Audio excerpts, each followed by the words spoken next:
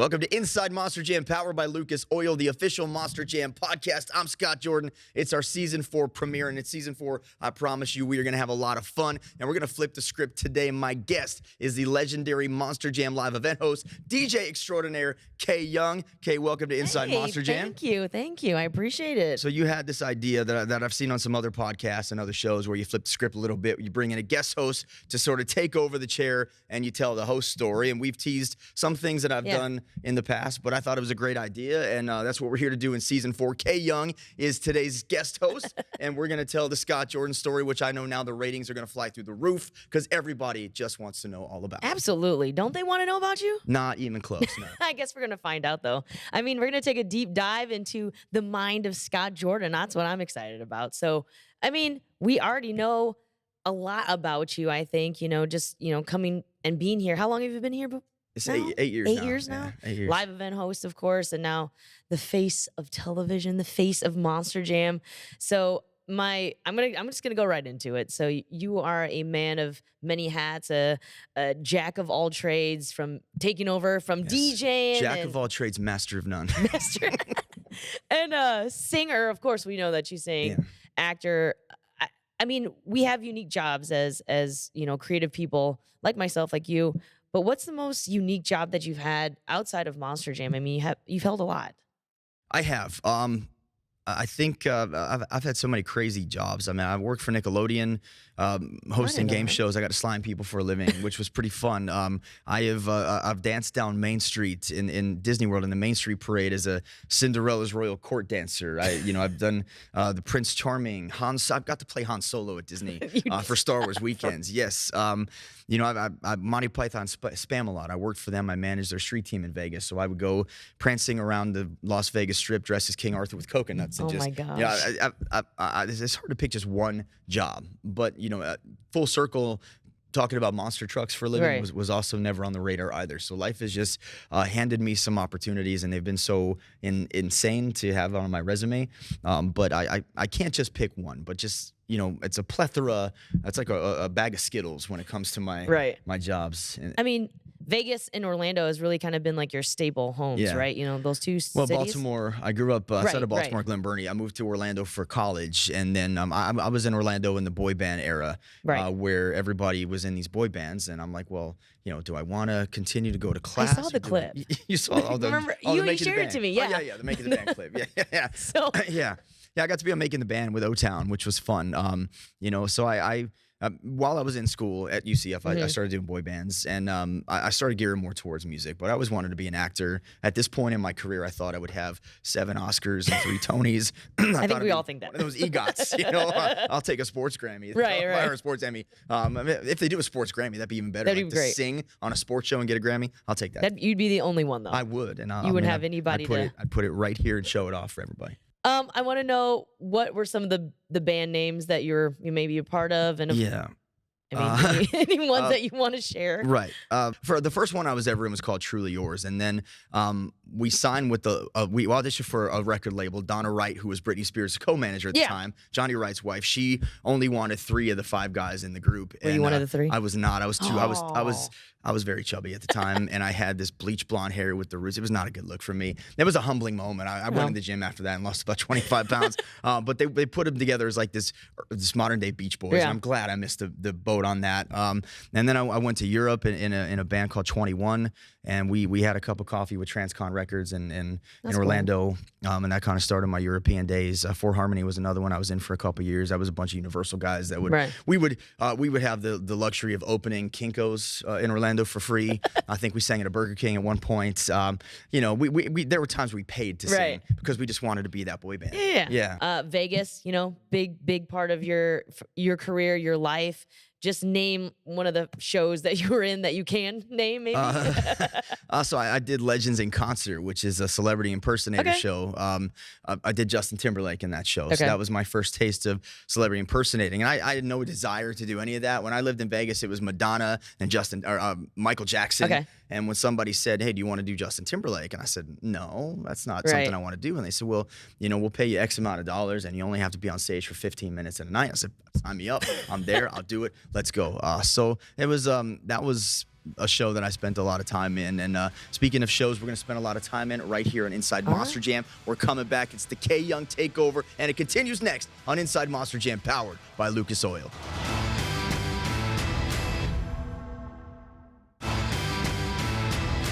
Welcome back to Inside Monster Jam, powered by Lucas Oil. I'm Scott Jordan. This week it is K Young Takeover, as I'm joined by Monster Jam live event host and now host captain K Young. The host captain, not Captain Kirk, not Captain Skywalker, Captain K Young. Captain K. I love that. You added that to your title. Yeah, I guess. Yeah, you've been around 12 years. It's about time. Yeah, 12 years. Oh my gosh. Yeah. All right. So we're not talking about it's the K Young Takeover where she's interviewing me. Let's see what else you got. Well, we talked a lot in the 2024 season about, in YouTube and how we were streaming live, and, myself even included. I got to see some of these comments. I got to see what the fans are saying. But for you kind of are able to see them in real time. You're able to see what the fans are saying, and sometimes about your hosting and sometimes about the way you commentate. Talk to us a little bit about, being able to see the negative, of course, but how are you able to push through and kind of see that positive part too? And do you like interacting? Like, do you like to see the YouTube? Well, we did the 3 comments? October live streams, and the first one I really wasn't involved. I had the comments up. They wanted us to be a little more involved, so the second one I got too involved, and I literally lived on that thing, and I was commenting back and forth with everybody. And the third one I stayed out of it. Adam was kind of in a little bit. It's sometimes when you read something that is negative about you, it's hard not to take a second where you're like, okay, that kind of stings, but you'll never make everybody happy. I'm sorry, I will never make all of you happy. I will try my hardest. I want to make at least most of you happy. But there are some good comments. And I think over the last 7 years on television, I have at least earned the respect of a good majority of fans. When I first started, they hated me. They hated my guts. It was hot garbage. I changed my Twitter handle to hot garbage for a while because that's what I was called. It was like watching, somebody said it's like watching Monster Jam on Valium. Yes. And they were very harsh. And luckily, I think we've gone past that. And I try to listen to what fans say, but I also have to stay true to who I am and what the sport becomes and what it is now. So I think, yes, there are negative comments. There are positive ones. The positive ones outweigh the negative ones these days, which is great. I mean, in 2021 for myself, of course, myself and KCG were the only live event hosts, so all they heard was K Young on the microphone. And I mean, I saw those comments myself too, but I mean, for you, it had to have been a little bit more pressure with, Scott Douglas, kind of the voice that's of the Monster one Jam, that's still there. It's every time the live stream pops up, there's a handful of bring back Scott Douglas. Do you think there'll ever be a time when you might be able to have that, that moment where you can bring Scott Douglas? We had him a couple years ago at World Finals, and Scott and Dennis Anderson came up to the booth. I think it was in Orlando the second year. And so I did have about 5, 6, 7 minutes where Scott and I were both on the microphone, and poor Cold, I don't think got to talk at all the entire time. But that was a huge thrill for me because I love Scott. He is our mentor. He has been the voice and the face of Monster Jam for so long. But at the same time, we have a new generation. Ryan Lacoste was my predecessor, so he kind of bridged that gap between Scott and myself. And there's always going to be fans that love nostalgia. I love nostalgia too. When I turn on wrestling, I want Hulk Hogan to come back. I realize that there is no way Hulk Hogan is going to come back at this point.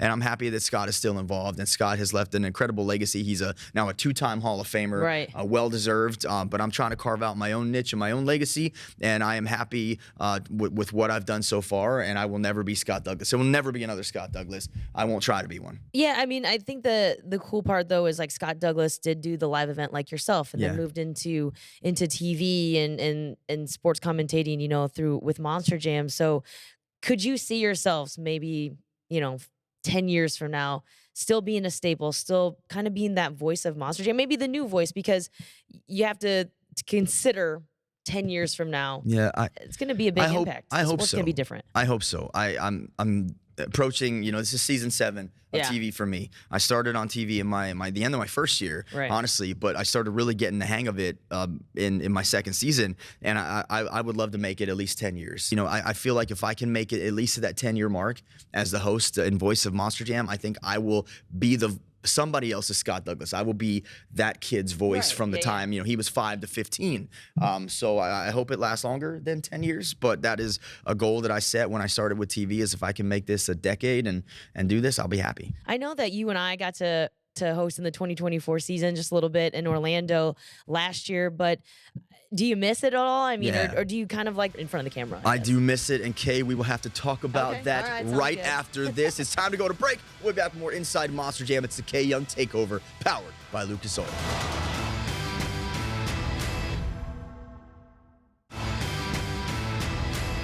We are back with more Inside Monster Jam, powered by Lucas Oil. It's our season 4 premiere, and it's the Kay Young Takeover as DJ Kay Young takes the host desk, takes the seat, and takes all the questions. You're asking some good ones so far. Before the break, you talked about live event. Do I miss it?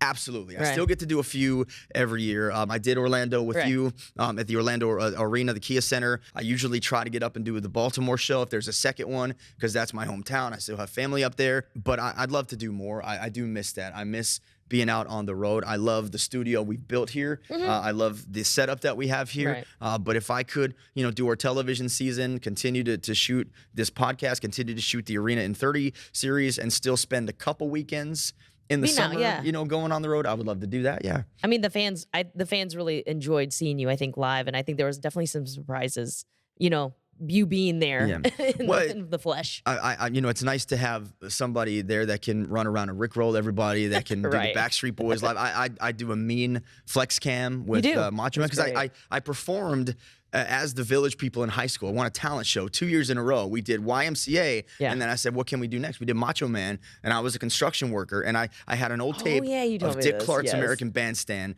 and I watched it, and I learned the choreography, and I taught these other guys. We dressed as the Village People, and we won. And I've never been so... Did you win anything cool, though? I think we won like maybe $100 gift card to the mall or something like that. When malls were great. When malls were great. When malls were great. All right, we're going to turn the corner on something new or something different. I want to talk and get inside of your mind about Monster Jam, maybe a little bit of history, and maybe ask some tough questions that maybe some of our fans would like to know, something that I would like to know as well. So I want to talk first, outside of Tom Meents, outside of Dennis Anderson, is there another driver, specifically maybe just in your heart or maybe in your brain, that you felt really impacted Monster Jam and monster trucks?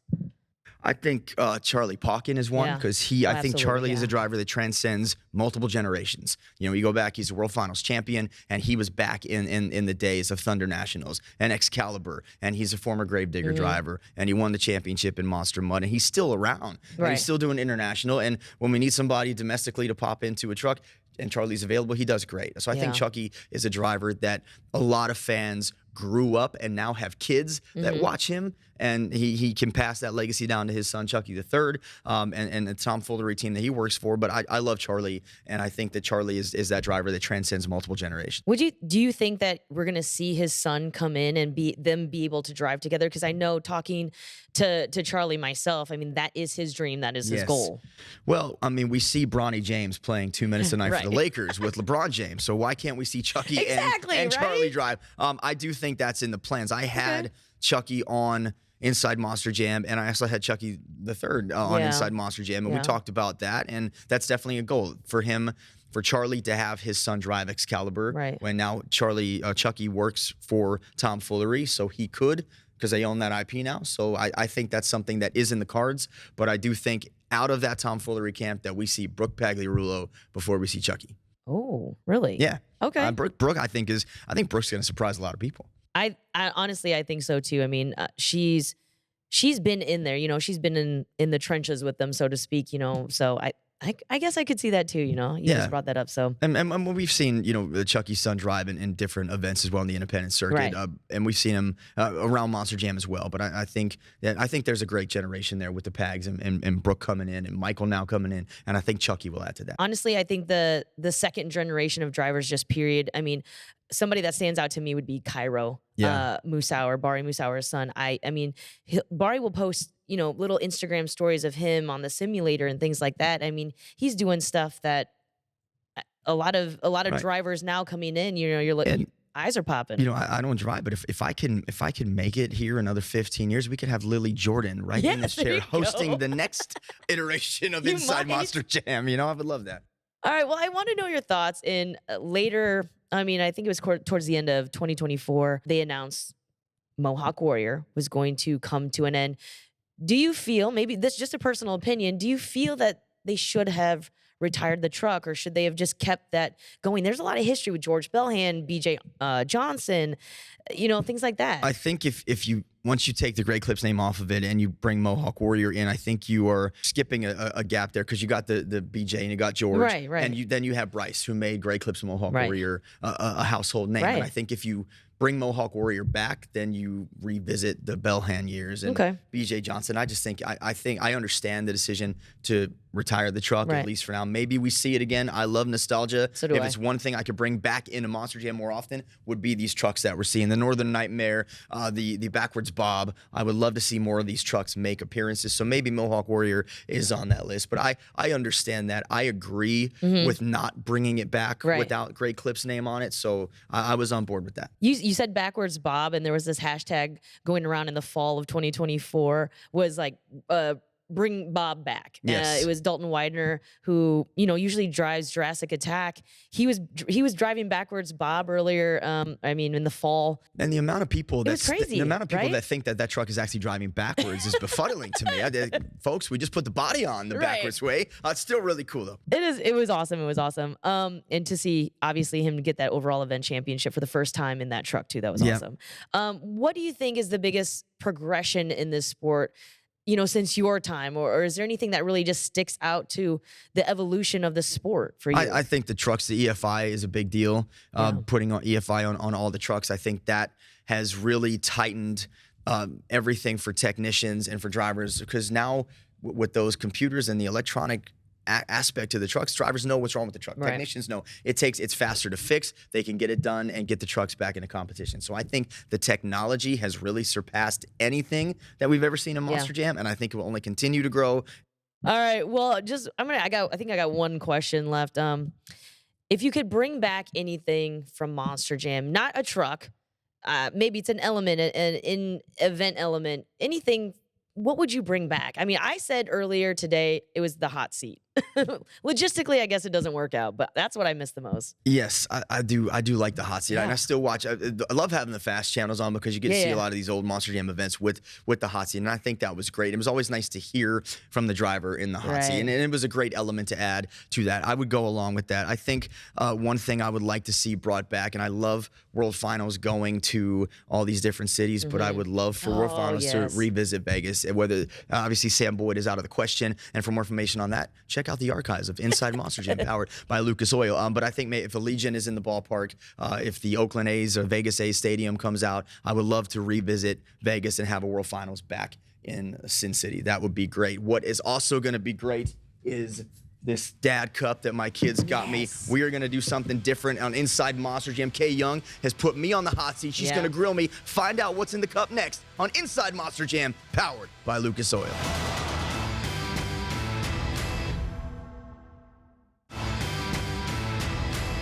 Welcome back to Inside Monster Jam, powered by Lucas Oil, the official Monster Jam podcast. I'm Scott Jordan. My guest is Kay Young. Actually, she's the host this week, asking me the questions, finding out my story. And usually we do fan questions here. We're going to change it up. I have this beautiful cup my girls gave me for Father's Day. Inside this cup are these incredibly terrible sour candies. Ooh. I think they're called like Pizzao or something. They're nasty. You're going to rapid fire question me. I have to either answer the question or take a sour candy, put it in my mouth. I can't chew it. I can't spit it out. I have to keep it there for the duration. And if I end up getting 7 of these in my mouth, I might make myself sick. But we're going to go for it. It's television. Anything can happen. Are you ready? I'm ready. Are you ready? I'm ready. Okay.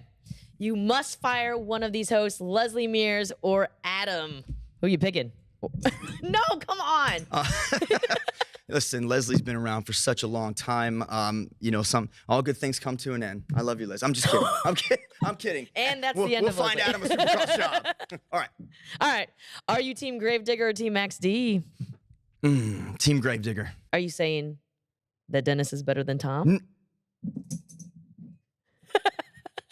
All right. What's the driver you dreaded or disliked talking to the most as a live event host or even television host? Oh, come on. All right. If you could eliminate any competition or the competition that you dislike the most, is it the skills, donuts, sky wheelies, or timed racing? That you should be able to eat. Time racing, but I know it's necessary. Yeah, I know it's necessary. Okay, how these feel? Okay, these I are was just awful. I gonna think say. my gums are burning. As There's like you acid speak. on my gums. All right. Obviously, we know that you're. I'm gonna delay this a little bit. Obviously, we know that you were part of Supercross, but Monster Jam or Supercross, you got to pick one. Monster Jam. Okay. Good. 100%. All right. Who's the better driver of the Andersons? Weston. Really? Yeah. Oh my gosh, you said that like really fast. Okay. Do you think you're better than Scott Douglas? Oh God. Now I feel like that's a yes. Everyone's gonna actually think that's a yes. All right. What was the name of your very first show in Las Vegas? You are crying. You're wait, come on. Tell me. Why can't you tell me? Tell me off air, okay? Yeah. Okay. All right. Do you think fan scoring needs to change? No, I love the fans. No, the fan scoring is great.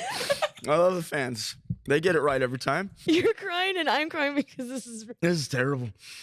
All right. Out of all the live event hosts, don't say me either. Yeah. Out of all the live event hosts, who was your favorite? KCG. Really? Yeah. Allie's gonna be so sad. Allie. Krings. Oh, Krings. She doesn't work here anymore. It's okay. It's all right. Okay. All right. Keep going. All right. I don't want to ask you anymore. Can you just put a couple more in your mouth? Oh my God, this is terrible. You know what? Hang on. I have this. We're gonna change it up. Kay, it's your turn for the slime liquor bar. What is that? I have no idea. That's but gross. since I got 4 of these in my mouth, knock yourself out. Kay Young Takeover. Everybody gets a slime liquor bar. And Okay, blue raz sour filled milk chocolate. Yeah. So it's chocolate and yeah, just take a bite of that bad boy before we get off I the air. hate chocolate. I just want you to know That's that. fine. It's what's in the chocolate. That's probably the better part. Kay Young, That's thank so you very much for being here. It's the Kay Young Takeover. When this is off the air, I'm spitting these out my tongue. I don't know if it's still attached to my mouth. Thank you so much. Thank you guys. It's season 4. We got a lot of surprises on deck, a lot of fun things just like this. I'm Scott Jordan. I'm crying. Good night. It's Inside Monster Jam, powered by Lucas Oil. Not yet. Oh God, come on, man. This is terrible. Oh.